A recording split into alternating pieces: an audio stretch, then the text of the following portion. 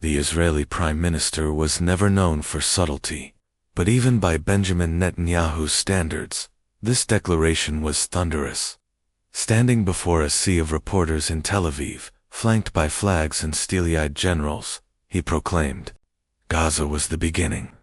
Next, we stabilize the Red Sea. Then we bring order to Africa." His words reverberated across continents, striking hardest in Ouagadougou, where President Ibrahim Traoré listened in silence. No translation required, no nuance lost.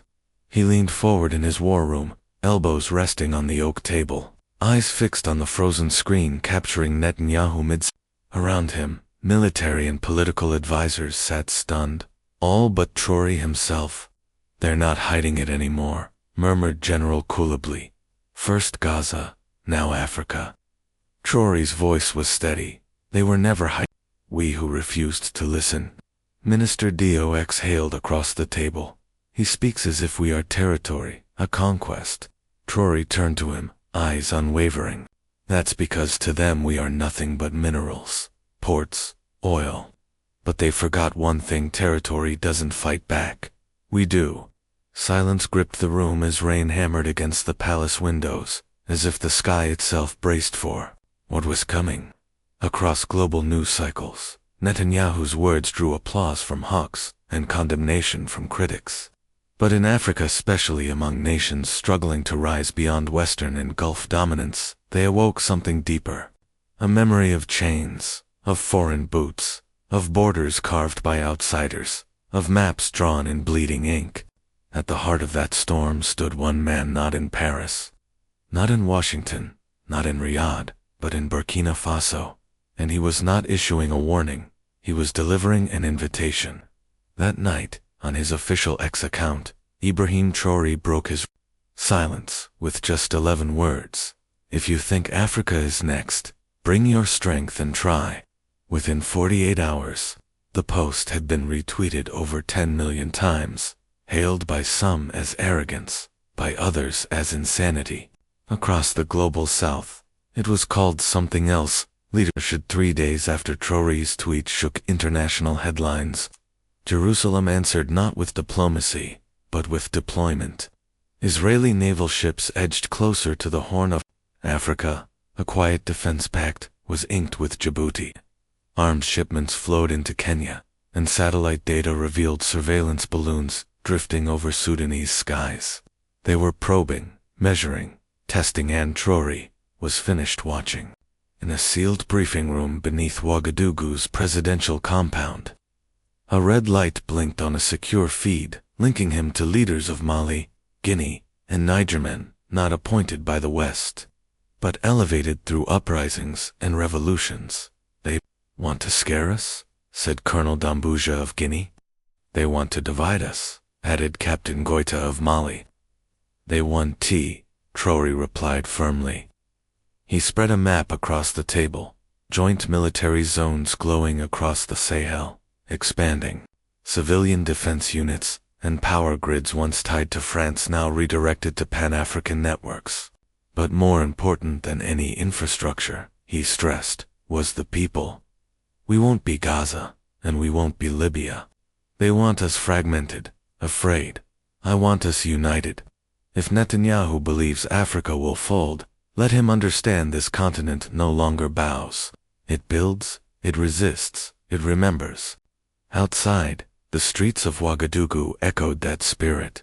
Murals of Traoré wielding a shovel in one hand and a rifle in the other. Children in shirts reading "Not Your Resource." Women chanting in markets, "Burkina is not for sale." Then came the Likan audio recording of a Mossad-linked operative in Senegal, discussing plans to destabilize West African nations, with Burkina Faso explicitly named. The file went viral, and so did the fury. At a massive rally in Freedom Square, tens of thousands gathered. "Shall we kneel?" thundered activist Saradio from the stage. "No," the crowd roared. "Shall we be silent?" "Never." She raised her fist high. "What do we tell Netanyahu?" The answer rolled like thunder across the square. From the palace steps, Traoré watched, not as a ruler above his people, but as one of them. Leaning forward, he whispered just loud enough for those beside him to hear. Tell him we're not a target. We are a wall. In Tel Aviv, the mood shifted from confidence to calculation as Netanyahu's national security team fractured. Some dismissed Traoré's defiance as mere theater for domestic applause. Others cautioned, he's not bluffing, he's building. Netanyahu, who despised ambiguity, preferred red lines. Reach out, he ordered. 2 days later, an encrypted call was routed to Ouagadougou, through back channels neither threat nor offer. But something in between. Traoré refused to answer. Let them wonder, he told his advisors. Let them fear silence for once. His reply came through action, not words. Burkina Faso accelerated a regional defense pact. Local factories switched to non-stop arms production for Sahel forces, and joint military drills escalated to live fire under encrypted command systems. This was no posturing, it was preparation. Watching satellite images, Netanyahu muttered through clenched teeth, "This isn't supposed to happen." A general warned him, "Sir, the Saudis aren't pleased. MBS believes Traoré is stirring unrest in the Gulf's backyard." Netanyahu's eyes narrowed. Good. Maybe it's time we stop pretending oil kingdoms are allies. They're pawns and we're done playing chess. That same hour, at a press briefing, a French journalist asked Traoré directly, "Are you provoking Israel into war?" He paused, met the cameras, and smiled faintly. "No, I'm provoking Africa into waking up."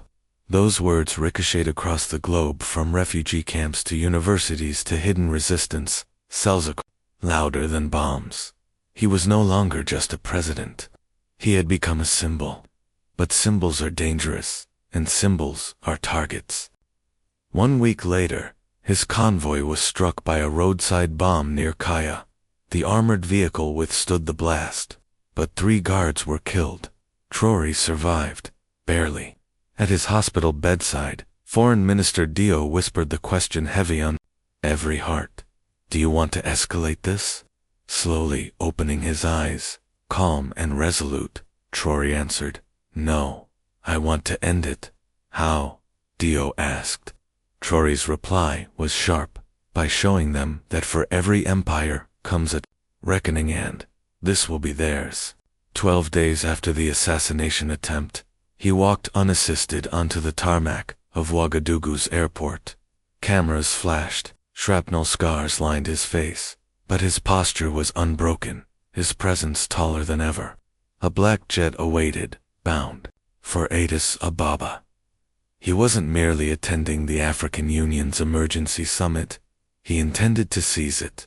For years, gatherings had been ceremonial affairs, polite speeches, endless committees, Western envoys whispering in hallways. Traoré had no patience for rituals. As he entered the chamber, some leaders stiffened, others nodded, a few looked away.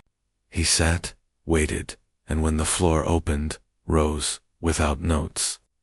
"We have met here countless times to talk of peace, to draft letters, to form committees. But today, one of us has been marked not by our people, but by foreign hands. They tried to kill me. I am still here, and I ask you not to avenge me, but to defend what they truly seek to destroy, an Africa that refuses orders." Behind him, a screen lit up with satellite images, intercepted communications, and maps evidence of interference from Tel Aviv to Paris. Gasps rippled through the chamber, whispers followed. The chair cleared his throat. "President Traoré, are you suggesting war?" Traoré turned to him slowly. "No, I am demanding unity, military, economic, ideological. We are already under attack. We simply refuse to admit it." A hesitant hand rose. President Samia Suluhu of Tanzania. "We have all felt the pressure from the Gulf, from Europe, from Israel. But if we stand together, truly, they will retaliate." Traoré did not blink. "Good, let them. Let them reveal themselves to the world, and let us reveal who we have become." The chamber did not erupt in applause. It did not need to. What followed was quieter, but far more consequential. 12 nations signed the Ouagadougou Declaration, a pact for mutual defense against foreign interference. Kenya abstained. Egypt opposed. Morocco stayed silent. But it no longer mattered. The tide had shifted. As Traoré left the summit hall, a South African journalist called out, "Are you declaring a new Africa?" He paused, smiled faintly, and replied, "No, I'm just refusing the old one." Meanwhile, far from Addis Ababa, a convoy crept under the cover of night, near the Niger border. Not humanitarian, not official armed, silent, evasive. For days it dodged surveillance, switching plates, altering routes, cloaking communications. Yet Burkina Faso's newly upgraded satellite network built, through covert partnerships with Russia and Iran, spotted the pattern. In Ouagadougou's intelligence war room, National Security Chief Sankara Dor studied the feed. "They're not smuggling weapons to rebels," he muttered. "They are the rebels." One crate bore an unmistakable Israeli insignia. Elsewhere, encrypted exchanges between Riyadh and Tel Aviv revealed the strategy: destabilize Traoré from within. If you can't kill the lion, poison the grass he walks on. When the report reached Traoré's desk, he didn't flinch. "They want chaos," he said coldly. "Then we give them order, militarized order." That afternoon, he authorized the creation of the Sable Shield Force, a rapid response battalion of elite troops drawn from 5 aligned African nations. Their first mission: intercept the convoy before it crossed into northern Burkina. Within 48 hours, they struck. The firefight lasted less than 7 minutes.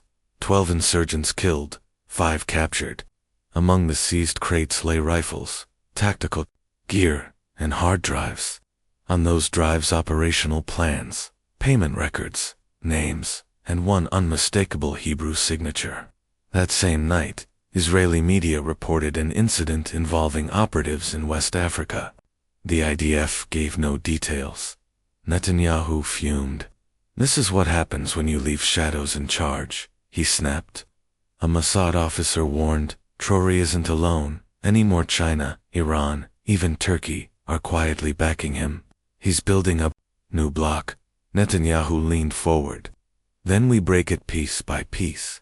By morning, Burkina Faso's state television broadcast footage of the intercepted convoy. And then came the moment that shook the region. Standing before the smoldering wreckage, President Traoré addressed the camera.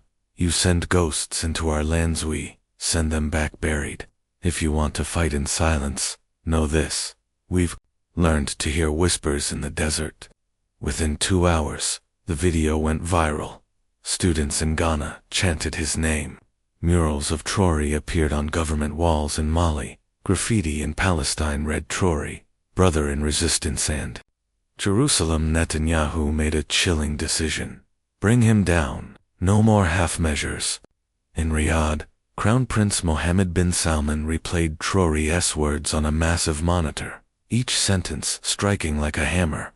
"He speaks like a prophet, but moves like a soldier," he muttered, and worse, people listen. Advisors warned that his popularity was spreading across Arab youth after activists subtitled his speech in Arabic. And Netanyahu was pressing for a united front, diplomatic, economic, military.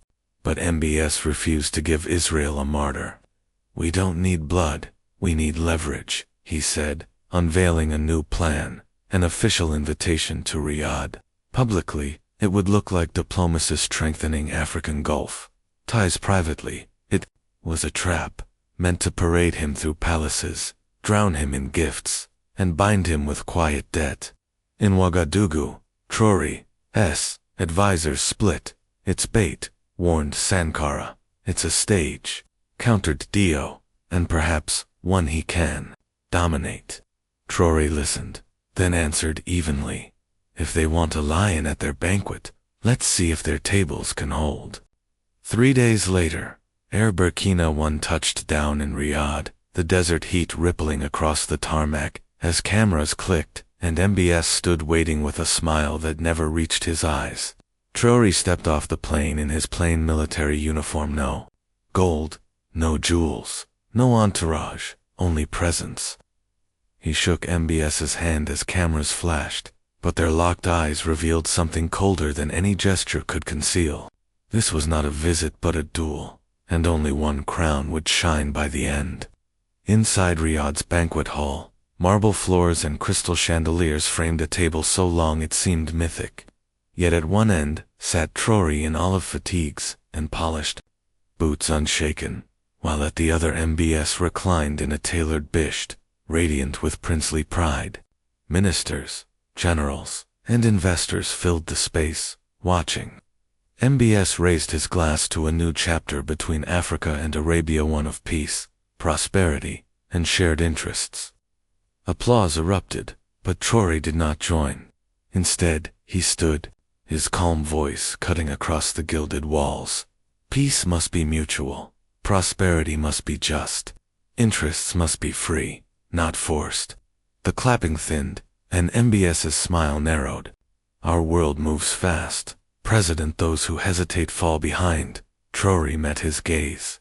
I'd rather walk upright than run while kneeling. The hall froze, even the musicians silenced, until MBS finally laughed. You speak like a revolutionary. Traoré answered evenly. I speak like a man not for sale. The feast resumed, but the tension lingered like a heavy perfume. Later, behind closed doors, MBS laid out his true offer: billions in investment, advanced weapons, infrastructure partnerships with 3 conditions. Cut ties with Iran, reduce reliance on China, and distance yourself from Palestine. Traoré rose slowly, his voice steady. If your gold asks me to betray my people, then it is not gold, it is shackles. He left the room without a handshake, and by dawn the headlines blazed across the Arab world. Traoré defies the prince. West African leader walks out on Saudi deal. A new voice in the global south. In Ouagadougou, crowds filled the streets in celebration. In Dar es Salaam, students painted murals. In Gaza, children chanted his name with hope. In Riyadh, MBS's mask cracked as he muttered, "This man is more dangerous with words than others are with armies."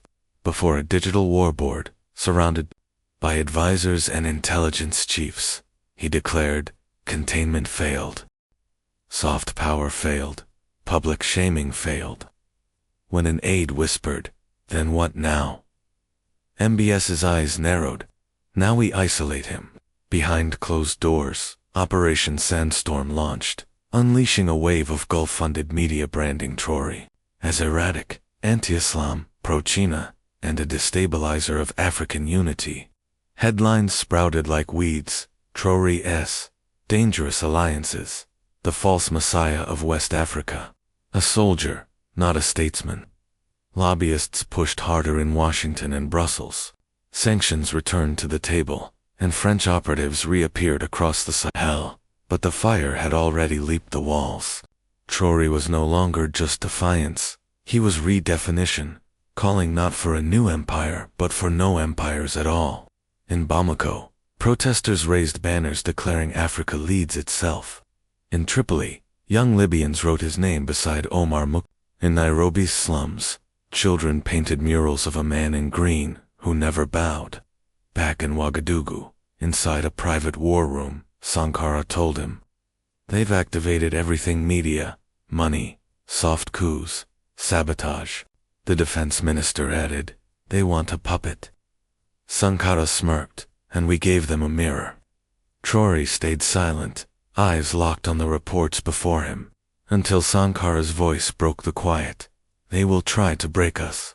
Not with armies, but with whispers, false flags, and economic chokeholds they would try." Yet Traoré finally spoke. "We don't breathe through their pipelines." Rising from his chair, he walked toward the balcony where thousands had gathered in the capital. No stage, no announcement, only a people waiting, watching, standing. "They think isolation is our weakness," he murmured. "Let's show them. It is our clarity." Behind him, his team nodded. Before him, history waited. 2 weeks later, in Nairobi, what was meant to be a quiet economic forum between African nations and Gulf investors transformed into a global spectacle with his arrival. Camera turned. Every headline followed. When MBS entered, the air thickened. They had not shared a room since Riyadh. The handshake was cold, the smiles mechanical, but beneath the polish, a storm brewed. During the first session, the moderator, a veteran Kenyan economist, addressed Traoré, Mr. President. Some claim your recent actions isolate Africa from much-needed support. What do you say? Traoré leaned into the microphone, his voice steady. If help demands obedience, it is not help, it is control, and Africa has known enough of that. A ripple of gasps spread through the hall. The moderator turned to MBS. Your Highness, your response. MBS smiled thinly. Respectfully, President Traoré speaks in poetry, but geopolitics is not a poem, it is a contract.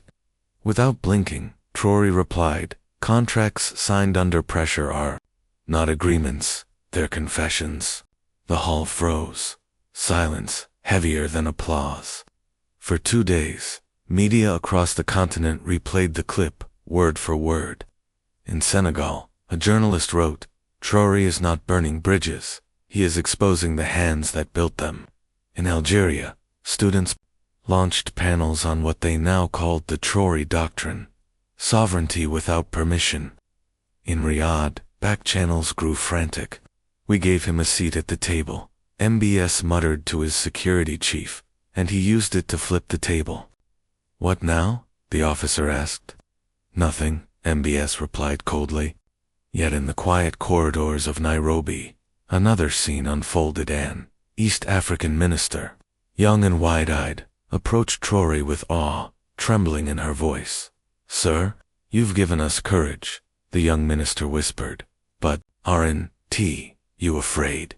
Traoré held her gaze. Every day, he admitted. Then why keep speaking? She asked softly. He smiled, calm but unshaken.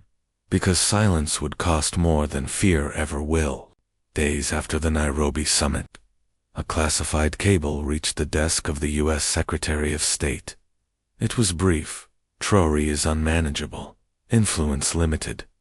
Recommend containment. But the warning came too late. From Tunisia to Tanzania, from Haiti to Honduras, the ripple had already become a wave. Burkina Faso, once dismissed as a backwater, now stood at the center of a global reckoning. Not because of weapons or wealth, but because one man had said no and meant it. In Ouagadougou, Traoré faced the presscom direct, unscripted. We do not seek enemies, but we will not trade our dignity for applause, he declared. We welcome cooperation, but not instruction. We believe in peace, but not at the price of silence. And to those who threaten us with riches or with ruin, know this, Burkina Faso does not kneel, Africa does not beg, and I, Ibrahim Traoré, do not answer to thrones built on oil or fear. The room erupted, but outside, the response thundered even louder. In Gaza, a mural appeared overnight, Traoré's fist raised beneath the words, "Freedom has no sponsor." In Riyadh, MBS cancelled a trip to Sudan. In Paris, analysts warned that African sovereignty was no longer rhetoric but political capital. And in Washington, a senior aide turned to her superior and whispered, "He's becoming more than a president, he's becoming a mirror not of Africa's weakness, but of its strength." That night, on the palace balcony, joined Traoré. "You realize you've painted a target on your back," he said. Traoré did not flinch. "Then let them aim because, for the first time in a long time, we are not running." He looked out into the vast night. No applause, no anthem, no escribici. Just a soldier, just a revolution still standing. What unfolded was never merely a clash of leaders. It was a clash of futures, one built on control, deals, and silent obedience. The other on voice, resistance, and dignity. Traoré did not triumph by shouting louder, he triumphed by standing still, unbent, unbowed. And as others tried to silence him, his silence thundered louder than their threats. Africa's story is shifting not because permission was granted, but because someone refused to ask, And if you think this was the end, you're not listening closely enough. It was only the first chapter.